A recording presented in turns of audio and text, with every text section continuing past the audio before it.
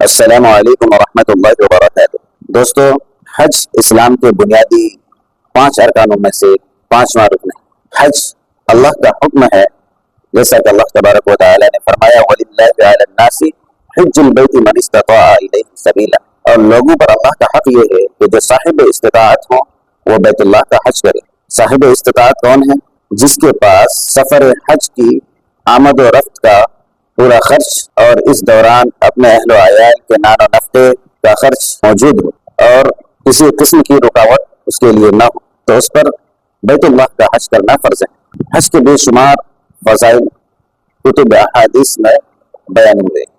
چلیے میں آپ کو ایک حدیث سناتا ہوں جس سے آپ کو حج کی فضیلت کا اندازہ ہو جائے گا کہ حج کی کیا فضیلت ہے۔ اللہ کے رسول صلی اللہ علیہ وسلم نے فرمایا، جب تم اپنے گھر سے بیت اللہ کا قصد کر کے نکلتے ہو تو تمہاری اونٹنی کے ہر قدم کے بدلے میں اللہ تعالیٰ ایک نیکی لکھ دیتا ہے اور ایک گناہ مٹا دیتا ہے۔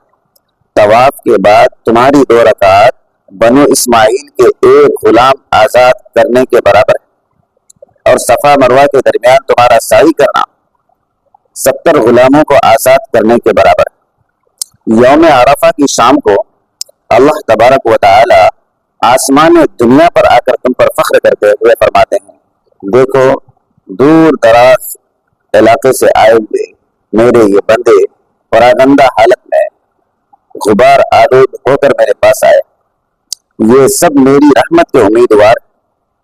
اگر تمہارے گناہ، سنیے کیا فرمایا، کہ اگر تمہارے گناہ ریت کے ذرات کے برابر یا بارش کے قطروں کے برابر یا سمندر کے جھاگ کے برابر ہوں تو بھی میں ان تمام گناہوں کو معاف کرتا ہوں۔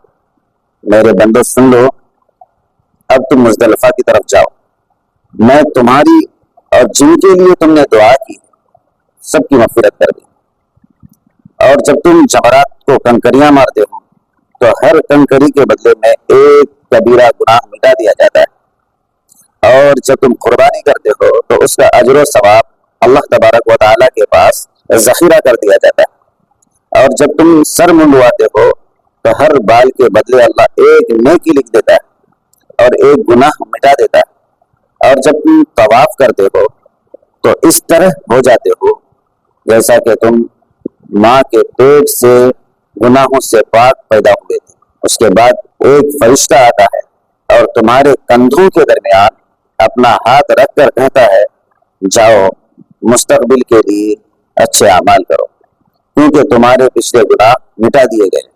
اللہ اکبر۔ حج کی اتنی فضیلت ہے بیان ہوئی، لیکن ہمارے سماج میں لوگوں پر حج فرض ہو جاتا ہے، اس کے باوجود بھی حج کرنے سے کتراتے ہیں۔ ان کے پاس 1000 بہانے ہیں کہ پہلے گھر بنا لوں پھر حج کروں گا، پہلے بچوں کی شادیاں دلا دوں پھر حج کر کے آؤں گا۔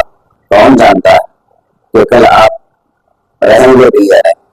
اگر آپ کی زندگی کی گارنٹی آپ کے پاس ہے کہ آپ بچوں کی شادیوں کے بعد تک زندہ رہیں گے، یا آپ کے بچے پڑھ کر لکھ کر ڈاکٹر اور انجینئر بن جائیں گے، اس کے بعد آپ حج کریں گے، اس وقت تک زندہ رہیں گے، اس بات کی اگر گارنٹی ہے تو آپ بے شک رہیے، انتظار کیجیے، ورنہ جب آپ پر حج فرض ہو جائے تو پہلے فرض ادا کیجیے۔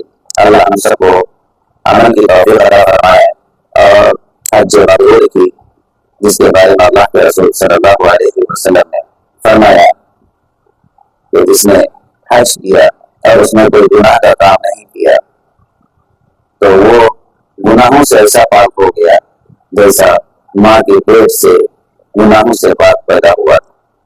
اللہ ہم سب کو حج کی توفیق دے، آمین۔